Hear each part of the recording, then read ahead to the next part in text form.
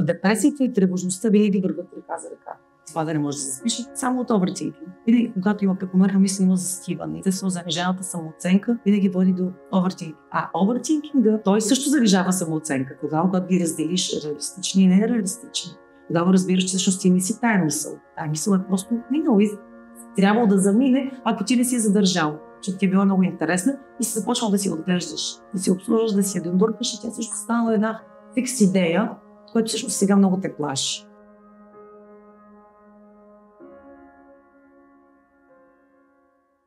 Здравейте, аз съм Петя Стойчева-Кривицки, клиничен психолог. В този канал ще си говорим за психично здраве. Целта е да направим психичното здраве достъпно за хората. За да може всеки, когато има проблем, да намери нещо, канал, който е полезно за него. Ако искате да подкрепите този канал, който се прави напълно безплатно, може да се абонирате. Днес ще си говорим за психично здраве с Ива. Здравей, Ива. Имаш въпроси, които искаш да ми зададеш. Много празни.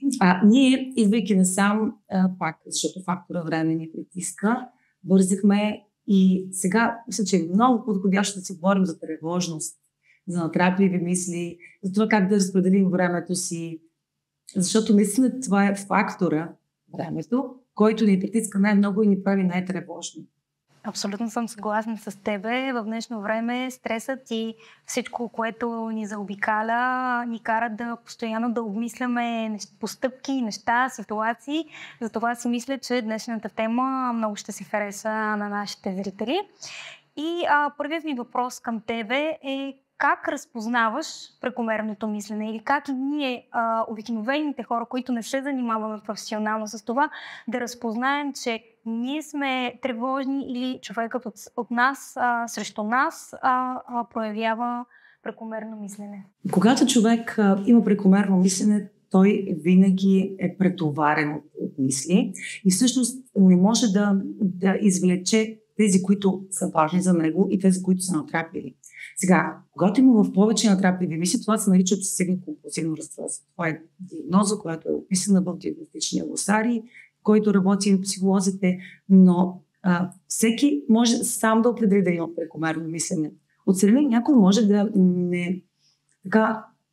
да прикрива това. Ние да не можем да го разберем. Истината е, че всичките тези тревожни симптоми, които човек понякога показва в живота си, могат да го издадат, че има прекомерно мислене. Много често хората не могат да се спят лесно или имат непродуктивен сън, събуждат се по време на сън и на други ден са изключително много уморени и седно са се почивали. Това проблема с съня също е много голям червен фенер, че човек има овертинкинг. В принцип, това да не може да се запише само от овертинкинг. Прекомерното мислене може да се разпознае и от това, че човек понякога застива. Когато е оплашен, като зайче, когато го гониш и когато го притиснеш въгъла, той цяло замръзва. Човек, когато има прекомерно мислене, не знае как да действа. Обикновено това са студентите, които отиват на изпит и си мислят, че нищо не могат да кажат по темата. Всъщност много добре са подготвени. Когато мине този момент на страх, на застиване, те после могат да си кажат за отличен материал. Въпросът е, че винаги, когато има прекомерно мислене, има застиване. Не можеш да определиш кое е приоритетно. По какъв начин прекомерното мислене влияе в ежедневието ми? Когато човек има прекомерно мислене, той не може да отсее кои страхове, защото прекомерното мислене всъщност е свързано с страхове. Кои страхове са тези, които наистина го предпазват, от тези, които са в повече. Сега, че прекомерно мислене наричаме това мислене, което е абсолютно непродуктивно, което е в повече. Това не е анализиращото мислене, което всъщност не помага. В периода на ежедневие, всеки един ден, през съзнанието ни минават около стотици хиляди мисли. Ние сме отговорни кои да задържим. И много е важно да ги отсеем. Кои са тези, които ще ни предпазят, или пък тези страхове, които не трябва да разгледаме как да постъпим в даден момент. И другите, които всъщност те са абсолютно непродуктивни, и те се повтарят за ден, предния ден са били същите, седмица преди това са били абсолютно същите. Това са непродуктивните мисли. Това е overthinking. Когато мислиш за нещо, всъщност ти не можеш да доведеш нещата до край, не можеш да го измислиш. В много случаи всички искаме да вземем решение по даден казус, дори битовизъм, дали на работа. И тези мисли, те постоянно влияят на съзнанието ни.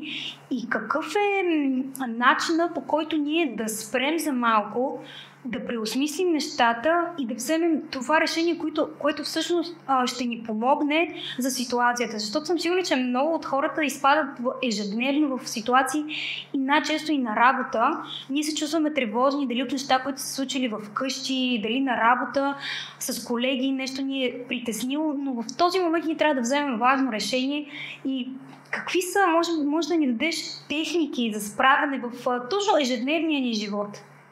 Аз в кабинета си работя с много такива техники, повече от които са от когнитивно-поведенческа психотерапия. Там има много добри техники и стратегии за справяне. Първо, трябва тези мисли да се разделят, колкото казвам. Да оцениш кои всъщност са тези, които са нужните и тези, които са в повече излишни. Давам пример. Примерно, страха от разболяване. Най-често хората, когато имаш overthinking, така има едно, както каза, диагноза обсесивно-компулсивно разстройство и там има едно така популярен страх, който е страха от замърсяване и страха от човек да не се разболее от някаква болест. И хората с такава диагноза измиват по много пъти ръцете си. Страха от това дали ще се разболее, затова ще ги извия веднъж. После се страхувам от това дали съм ги извил добре и ги извил още веднъж. След това се замислям, че всъщност може би наистина съм ги извил добре и извил още веднъж. Да преценим кое наистина е продуктивно. Едно измиване, когато се прибереш отвън, е абсолютно наложително. Но вече 4 са в повече, дори 2, 3 са в повече. Затова реално трябва да определиш кое е правилното и кое не е правилното. Другото вече се нарича обслужване на страховете. Когато ти се появи това обсесивно-компулсивно разстройство и обсесията, че всъщност ти май не си се справил на 5-ти път, трябва 6-ти път да ги измиеш и ги миеш, това е обслужване. Всеки път, когато имаш един страх и ти го обслужваш, това е обслужване на този страх. И ти всъщност така подхранваш тази обсесия, тези страхове. Другото важно нещо в този контекст е да не обслужваме страховете си, когато те са, видим, че всъщност те не ползват. Да пресечеш на червен светофар или не на пешеходна пътека страхуваш се да го направиш и това наистина е добре да се страхуваш и да не го правиш. Но да шофираш и постоянно да си мислиш дали не блъснах някой преди малко. А всъщност през цялото време ти да се шофираш съвсем спокойно и да не се е случило нищо, но ти имаш такъв overthinking. Дали му блъснах някой, дали не съм блъснал някой, пък не съм усетил, това вече е overthinking. Няма реална опасност да си го направиш, защото не си го видял, че се е случило. Има една таблица от когнитивно-поведенческата психотерапия, с която работя, която е изключително действаща. Там се разделя в листната тетрадка си разделяш 4 колонки. Първата е дата и час. Втората колонка е място, третата е страх или натреплива мисъл и четвъртата е реалност. Всъщност си трябва да си оставиш по-голяма колонка за реалност. Тук идеята е първо да описваш в таблицата всяка мисъл или всяка натрапливост, абсолютно всяка. Предвижда дори ако ти се събудил и ти мине нещо през съзнанието, като натраплива мисъл, ставаш и описваш. Дата, час, място, натраплива мисъл. И ние в кабинета след това проследяваме кога се случва, колко често, каква е натрапливата мисъл, къде се случват най-често. И тук идеята е да излезеш от филма на натрапливостта, защото в колонката с натраплива мисъл ти изписваш само страха. И страх от замърсяване, и страх да не се разболее. И това, което трябва да направиш е многото писане, отива в четвъртата колона. Каква е реалността? Също това съм си измил лицете. сапонарите бактериален. Бил съм само навън и съм пипнал просто вратата на колата си, абсолютно нищо друго. Всъщност в момента се чувствам много добре. Нямам никакви симптоми, че нещо не е окей. Тоест пишеш истинската реалност в момента. Идеята на тази таблица, те са много плюсовете на тази таблица с изпълнението й, но идеята е да излезеш от този филм на натрапливостта, защото обикновено хората сте в този филм. Ще се разболя, защото пикнах това, защото тук имам бактерии, защото миналата година един човек така се разболява и филма е голям. Тук имаш право в третата графа. 2-3 думички максимум и вече есето си го пишеш в реалност. И така, с тази таблица, аз винаги моля пациентите, с които работя, да не я подценяват, защото тя е изключително работеща. И много често се случва, първите дни се попълват така 10, 15, 20 неща, после винаги намаляват. И докато всъщност описваш наистина всичко, знаят, че да се тренира да наистина за реалността. Тук и сега. Друга техника са mindful упражнения. Точно това е следващия ми въпрос, защото когато аз се чувствам тревожна, винаги съм харесвала медитациите, но отскоро си казах, че искам много повече да изпробвам техниката и в много пъти, когато не съм заспивала, или си пускам анима, или буквално се карам, защото по някой път съм сигурна, че много хора си казват, да, обичам да медитирам, но всъщност да достигна до това да си пусна медитацията и да остана сама с себе си, тук много ми се губи като пътя от искам, знам, че трябва, но не го правя. И наскоро няколко пъти така се хванах малко по-тревожна и си пуснах медитация и наистина съзнанието ми веднага се успокои. Започнах наистина да мисля доста по-спокойно. Сега всичко се избистри.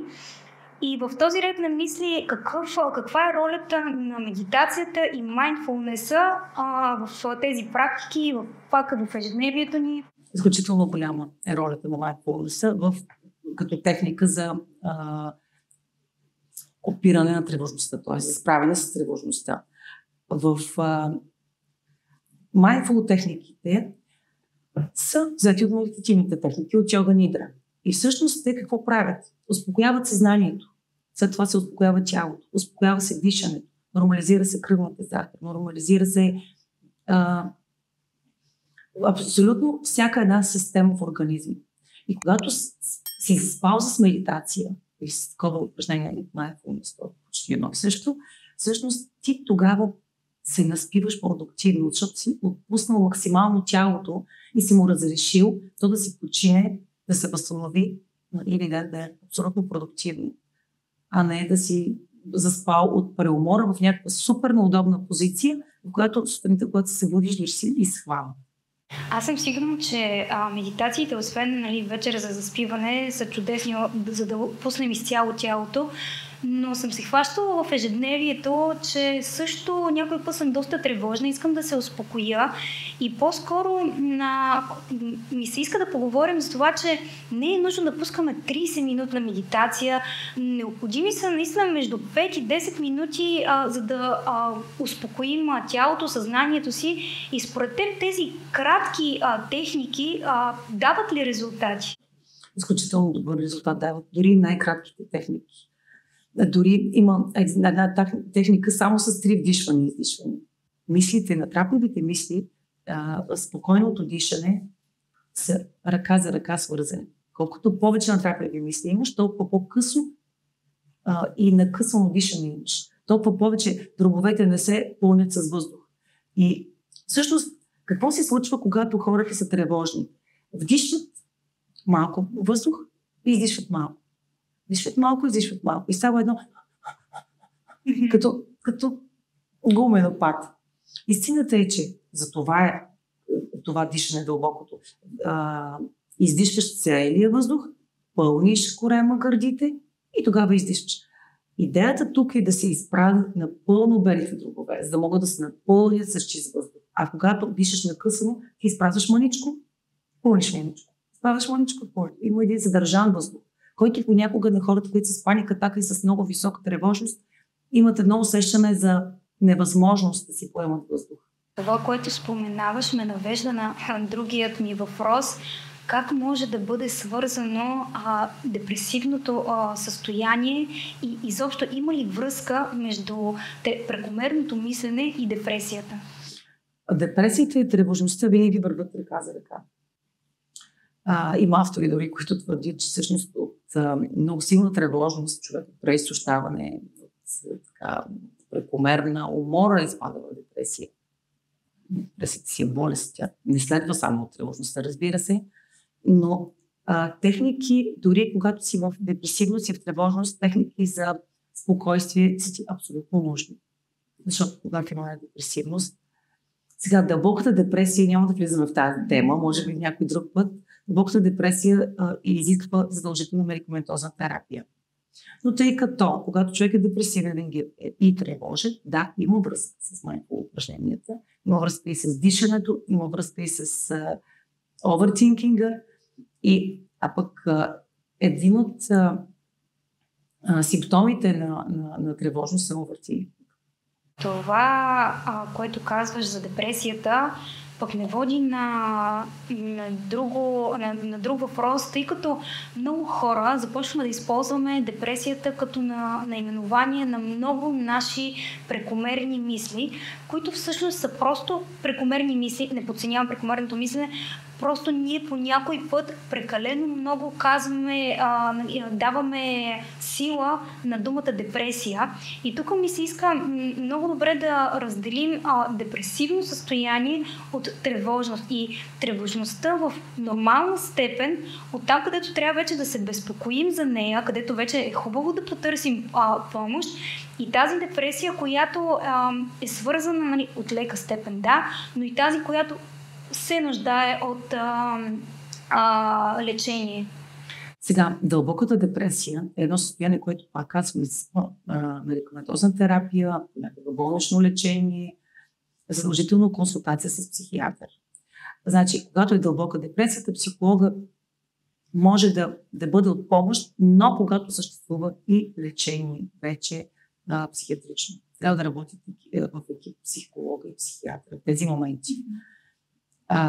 Така, за дълбока депресия говорим, когато вече нищо не искаш да правиш, не искаш да излезеш вкъщи. Това са симптоми, които вече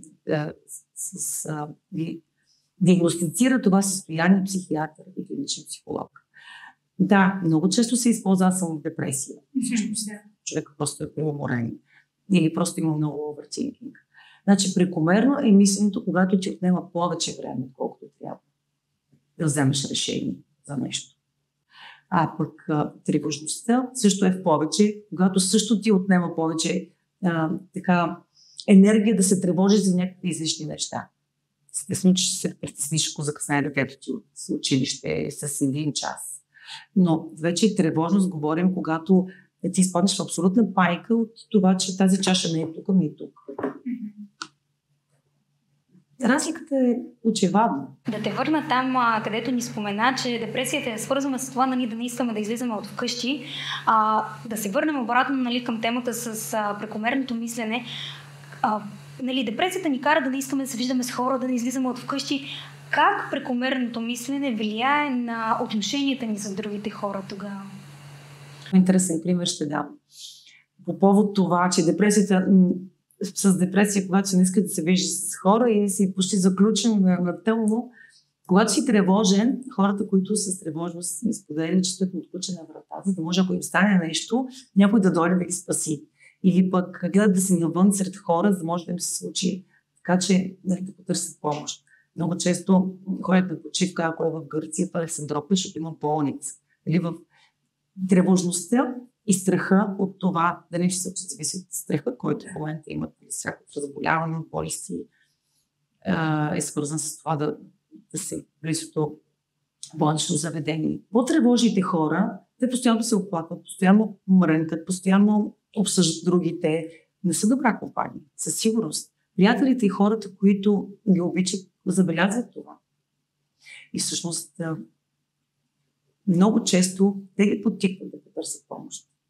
Защото те малко в собствения си сос, когато живеят, тази тревожност те си обслужват и стават още по-тревожни, и после още по-тревожни и започва не могат да се справят с приоритетните неща. започва приоритет да бъде за тях обслужването на страха. А други важни неща изостават. А се забелязва от хората, които са около тях. Ние в момента живеем в изключителен дигитален свят. От всякъде всички винаги сме с телефони, таблети, компютри, работата ни е свързана дигитално. И всъщност има ли връзка между тази тревожност и дигиталния свят? Доколко социалните мрежи всъщност помагат и пречат ние както да повишим нашата тревожност, така и може ли пък да ни помогне да я намалим? Или как влияе? За всеки е абсолютно различно, но ако непрекъснато дигиталния свят казваш, много често пациенти ми споделят, аз прочетох в интернет това или в Google нещо друго. Те ползват Google за един канал, в който взимат всякаква информация, което всъщност е много грешно, тъй като там има информация, която може да не кореспондира с реалността. И е добре, когато имат такива състояния, да се консултират с клиничен психолог и психиатър, за да може да им се помогне, да намерят адекватна помощ. Тоест, когато искаш да си купиш чорапи и не отиваш в хранителния магазин, а отиваш в магазина за чорапи. Тоест, ако искаш да имаш психично здраве, отиваш при доставчиците на психично здраве, които са клиничен психолог и психиатър. А как да обърнем прекомерното мислене в положително мислене?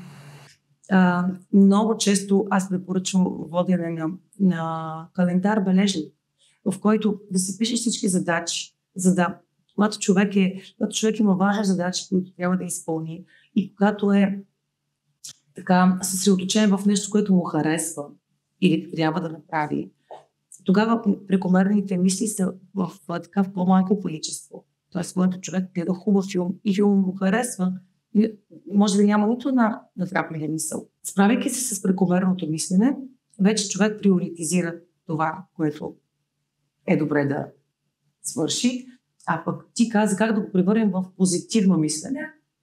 Тук има едно разковниче. Добре е да се научим как да не да ги потискаме тези емоции, а да не ги изпитваме. Тоест, когато нямаш претенции към някого, ти не очакваш той да постъпи по какъв си начин. Защото всяка една ситуация е такава, каквато е. Ти я определяш дали тя е положителна или отрицателна. Защото ти украсяваш с емоции. И когато ние приемаме всичко такова, каквото е, и нямаме претенции, изисквания и към хората, и към ситуациите, тогава няма как да се зароди в теб гняв. Аз съм гневен, защото той ми е спел пред гаража. Не очаквай никой да не ти спира пред гаража. Очаквай го, но има и така стратегия как да реагираш след това, когато това се случи. Тоест, ти, имайки очакване нещо да не се случи, ти се фрустрираш и тогава в теб се зараждат такива негативни емоции. Ето това е техниката как пък да направиш така, че животът ти е прекрасен. Това ме наведе и на друг пример. Много често, например, ако имаме гадже или някой, с който си пишем често, пишем му и той не ни отговаря веднага. И отново тук ме навежда на това, че го свързвам с прекомерно мислене. Започваш всякакви сценарии да развиваш в главата. Той сега, той е с друга, или той нещо, защо не ми обръща внимание, нали, защо не ме търси. И всъщност ето тези сценарии, за които ти казваш, да, много често в абсолютно ежедневния ниво ги развиваме, имаме очаквания, искаме нещо да се случи и претенции. И дори даваме оценка, нали, той, какво се дори се прави някакви филми в главата. Ето тук е таблицата. Нали, имам страх, той да ме изостави, всъщност това е вътрешният страх. Да. Реалност. Вчера ми се обади днеска на работа, най-вероятно ми тига, има важни задачи, има срещи. Няма нужда да си правиш онези филми, които са в третата колонка. Или в четвъртата в реалността. Всъщност ти тогава, когато произвеждаш прекомерно мислене, си в третата колонка.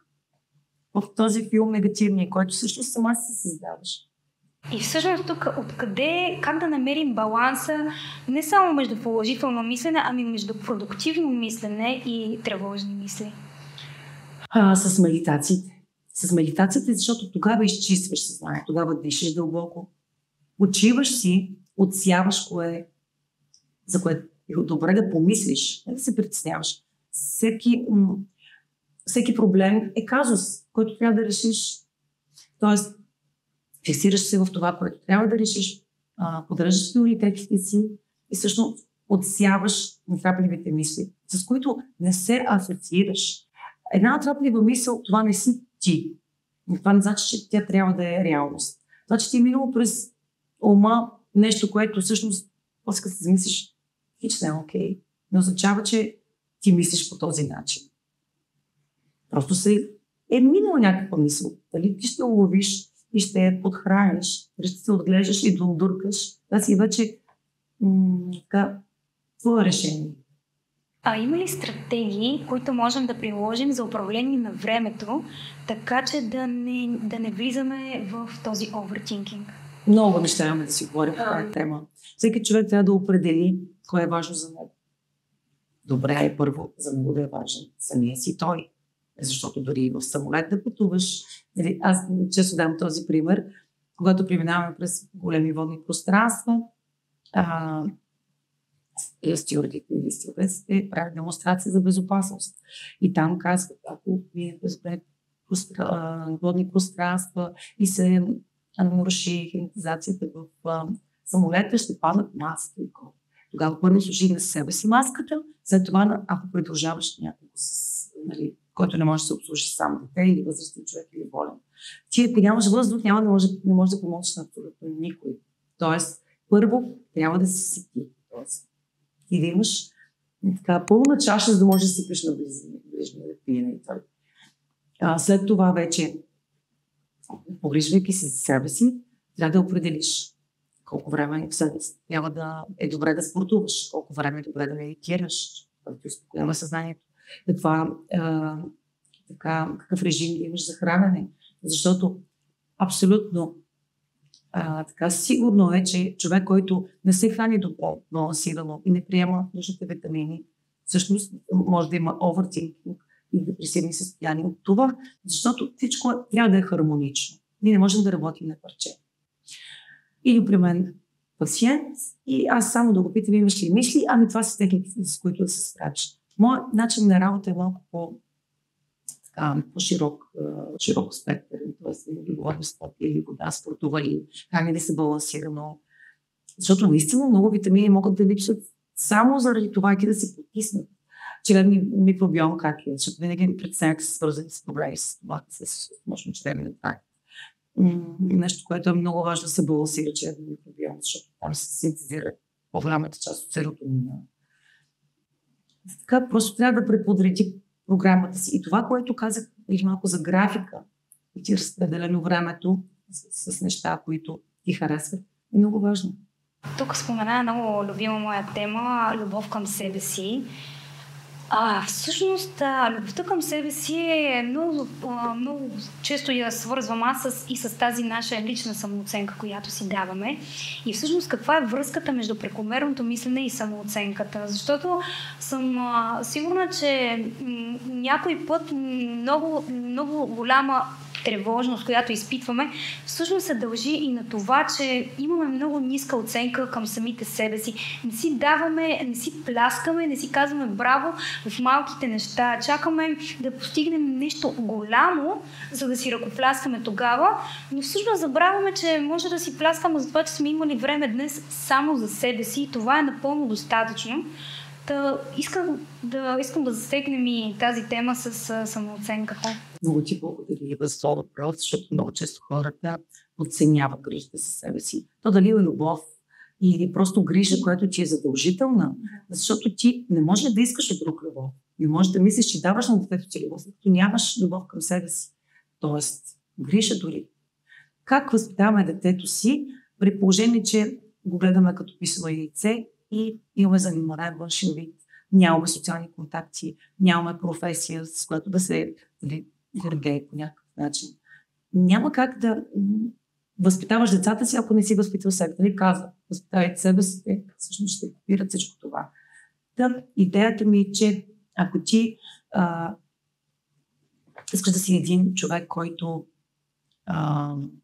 предизвиква дори възхищение по някакъв начин, трябва да се погрижиш за себе си. Нищо не може да се спори, ако ти имаш отрицателна самооценка.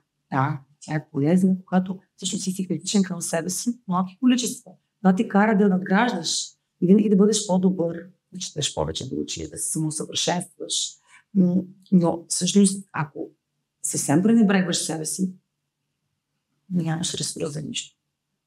Когато човек има ниска самооценка, когато винаги поставя себе си на последно място, всъщност, когато нещата се разбъркат после в живота до такава степен, всъщност нищо не е както трябва, когато се подава и overthinking. Защо не ми харесва, защо направих това, защо по този начин, с хиляди въпроси. Всички ние сме отговорни да подредим животите си. Ние сме архитектите на нашия си живот. Ние избираме как да се представяме пред другите. Ние избираме всичко, което правим. Значи много често съм чувала хора, които така мънкат нещо, не ми се ходи на работа или не ми се прави ериквест. Това е твой избор. Твой избор е да ходиш на училище или да ходиш на работа. Искаш на да ходиш. И това е абсурд. Всички трябва да осъзнаят. Много често, зрели човек вече го осъзнава, децата, които казват, да ходя на училище, защото нашите. А не заради вашите. Те са си изкарали училището. Заради себе си го правиш. Ще трябва да осъзнаеш, че всичко в този живот го правиш за теб. Колкото по-рано осъзнаеш, че ти градиш живота си, толкова по-лесно ще ти е, защото ще застанеш зад решенията си Ти ще застанеш зад решенията си, а не някой друг. Няма да правиш нещо заради някого. И какво общо има с овъртинкинг? Естествено, занижената самооценка винаги води до овъртинкинг. Овъртинкинга от своя страна той също занижава самооценката. Защото когато ти постоянно си повтаряш тези неща, които са абсолютно нереалистични, така всъщност започваш да мислиш, че ти не си окей. Но тогава, когато ги разделиш реалистични и нереалистични, тогава разбираш, че всъщност ти не си тая мисъл. Тая мисъл е просто минала и трябвало да замине, ако ти не си я задържал. Защото ти е била много интересна и си започнал да си отглеждаш, да си обслужваш, да си един дуркаш и тя също станала една фикс идея, което всъщност сега много те плаши. Това, което казваш за грижата към себе си, аз изключително много се асоциирам с него и съм много щастлива, че обхванахме и тази тема и съм сигурна, че може би трябва да говорим за грижата за себе си и в отделна тема, защото тя не се може да обхване много още под теми. И съм сигурна, че ако хората започнем повече да се грижим за себе си, ние по този начин ще взимаме и по-бързо решения. Съгласна ли с това? Абсолютно съм съгласна с това. Това е изконно право. Задължително трябва да се погрижи за себе си, за да може после... Не може да кажеш на някой, че може да му дадеш любов или ти да се грижиш за него, ако ти не се погрижи за себе си. Няма как, ти не си научен на това. Това остава за следваща тема, грижата за себе си и любовта към себе си. Цяла голяма тема, която ще представим. Ще се радвам да ни подкрепите, като харесате и се абонирате за канала ни. Също така ще се радвам, ако оставите в коментар темите, които ви вълнуват. Надяваме се да ви е било интересно. До скоро!